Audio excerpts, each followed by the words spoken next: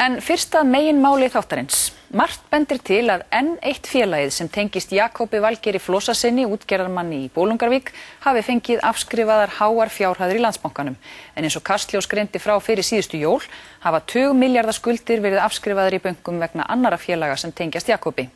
Félagið sem nú ræðir var stofnað þegar stór hluti af kvóta útgerðarfélagsins Kamps var keyptur frá Flateyri. Erfitt að nálgast upplýsingar afskriftir fyrirtækja, því dæmi eru að þau hafi ekki skilað ársreikningum frá því fyrir hrun. Frumvarp liggur nú fyrir á Alþingi að afskriftir yfir 100 milljónum verði opinberaðar. Helgi Seljan tekur nú við.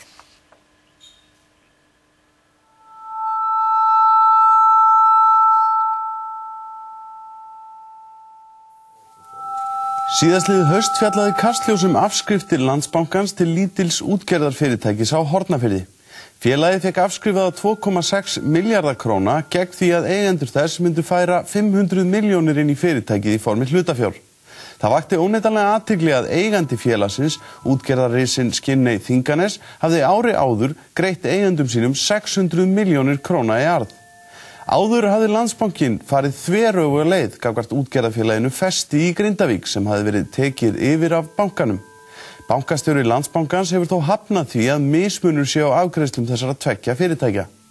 Í starfsreglum Landsbankans það hvernig standa eða að ákvörðunum það þegar skuldir eru afskrifaðar sem liður í endurreisn fyrirtækis til að auka líkur á því að skuldir sem eftir eru séu greiddar, segir jafnframt að traust og trúnaður þurfi að ríkja í viðskiptasambandi fyrirtækis og fjármálafyrirtækis. Í því sambandi sé meðal annars horft á viðskiptasögu fyrirtækis, eigenda þess og stjórnenda. Í þessu samhengi hægt að skoða það hvernig Landsbankinn kom að málum þegar útgerðarfélagið Jakobi Valgeiri í Bolungarvík var endurreist á nýrri kennitölu og margmilljarða skuldir afskrifaðar eins og Kastljós sagði frá í lok síðasta árs. Þá ákvað Landsbankinn að veðja á menn sem skildu eftir skuldir upp á fleiri milljarða vegna fyrirtækja sem þeir ýmist áttu einir eða með öðrum. Þannig hafði gamli Landsbankinn afskrifað 7 milljarða króna vegna kennitöluflaks Jakobs Valgeirs og fjölskyldu, auk þess sem 2 milljarðar voru afskrifaðir vegna félagsins Áls sem var í þeirra eigu, en það hefur nú farið í gegnum árangurslaust fjárnám. Jakob Valgeir átti einnig stóran þátt í rekstri félagsins Steams sem mikið hefur verið fjallað en þar hefur þurft að afskrifa hátt í 20 milljarða króna vegna umdeildra hlutabréfakaupa í aðdraganda hruns.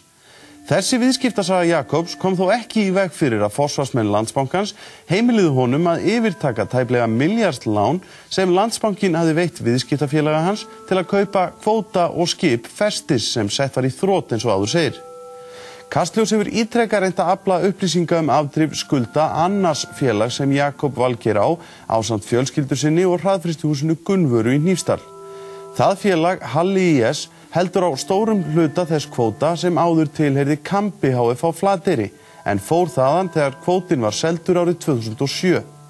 Kvóti félagsins nú vistaður á einum af togurum Gunnvarar. Samkvæmt ársreikningi félagsins fyrir árið 2009 námu skuldir þess þá tæpum 2 milljörðum króna. Þar af var hálfur milljarður þeirra í vanskilum. Því var ljóst að félagið stóð frammi fyrir gríðarlegum vandræðum. Í sama ársreikningi var þó tekið fram að Halli IS ætti í jákvæðum viðræðum við viðskiptabankansinn Landsbankan endurfjármögnun skulda eins og það var orðað. Síðastliðið haust ákvað svo stjórn félagsins að auka hlutafé þess 140 milljónir króna sem bendir til þess að samkomulag hafi náðst við bankan sem að öllum líkindum felur í sér afskriftir. Forsvarsmenn þess vilja þó engu svara það, né heldur Landsbankinn en ársreikningur félagsins Halla IS fyrir árið 2010 liggur ekki fyrir. Kastljós hefur eins fjallað skuldastöðu fyrirtækja Guðmundar Kristjánssonar, forstjóra Brims. Kastljós greindi frá því fyrir rúmu ári að skuldir Brims og tveggja annarra félaga í hans eigu hefðu stuttu fyrir hrun verið yfir 20 milljarðar króna. Eitt þessara félaga, Hafnarhóll, sem átti stóran hlut í Straumibanka, hefur þegar verið gert upp. Samkvæmt fréttum DFF nýverið voru engar eignir í því félagi og því neyddist Landsbankinn til að afskrifa þar 6 milljarða króna skuldir Guðmundar. Kastljós hefur ekki fengið upplýsingar afdrif hárra skulda útgerðarfélagsins Brims, enda hefur félagið ekki skilað ársreikningi síðan fyrir hrun. Samkvæmt lögum ber fyrirtækjum að skila ársreikningum en það hefur þó ekki komið í veg fyrir mikil vanskil. Sektin við því að skila ekki ársreikningi einungis 500.000 krónur sem ekki há upphæð í tilfelli margra stórra fyrirtækja. Tilkynning Brims til hlutafélagaskrár gefur þó vísbendingar hugsanlegar afskriftir. Þar kemur fram að í árslok 2009 hafi félagið notað 1,9 milljarða af þáverandi hlutafé eigenda upp á móti skuldum en við sama tækifæri hafi eigendur lagt félaginu til rúmar 200 milljónir króna. Guðmundur Kristjánsson, forstjóri Brims, vildi hvorki játa því né neita hvort sú staðreynd að félaginu hefði verið lagt til nýtt hlutafé hafi tengst samkomulagi við Landsbankann að á móti þeim kæmu afskriftir á skuldum við bankann. Guðmundur kvaðst engum spurningum vilja svara skuldastöðu fyrirtækja sinna. Landsbankinn vildi heldur engar upplýsingar veita það. Kastljós hefur þó staðfest dæmi afskriftir til annars sjávarútvegsfyrirtækis en þar voru kröfuhafar Íslandsbanki og Byggðastofnun. Þar að ræða litla smábátaútgerð á Árskógssandi, Sólrúnu hf. Íslandsbanki átti stærstan hluta skulda félagsins sem voru rúmlega 1200 milljónir króna síðasta haust.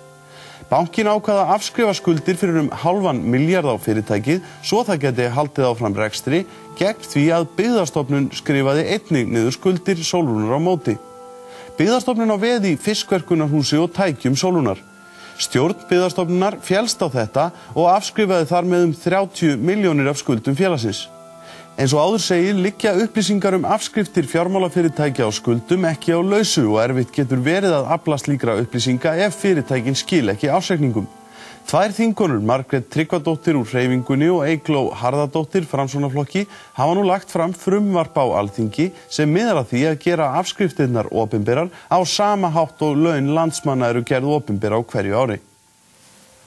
Þetta í dag ákveðnar grunnupplýsingar sem ríkisskattstjóri búinn að kalla eftir frá bönkum en myndi þá líka gera það frá þá viðkomandi lögaðila eða einstaklingi og síðan eru þær upplýsingar birtar samhliða álagningu.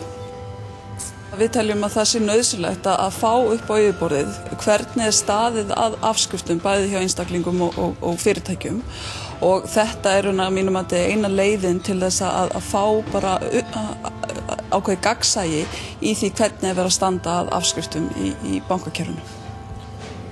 Maður hefur náttúrulega velt fyrir sig hver sé ástæðan fyrir því að sum mál ákveðna fyrirtækja að komast í fjölmiðla meðan önnur virðast læst inn í bankakerfinu og það virðist ekki vera jafnræði gæs varðandi þær upplýsingar sem eru uppi á borðinu varðandi þessar afskriftir.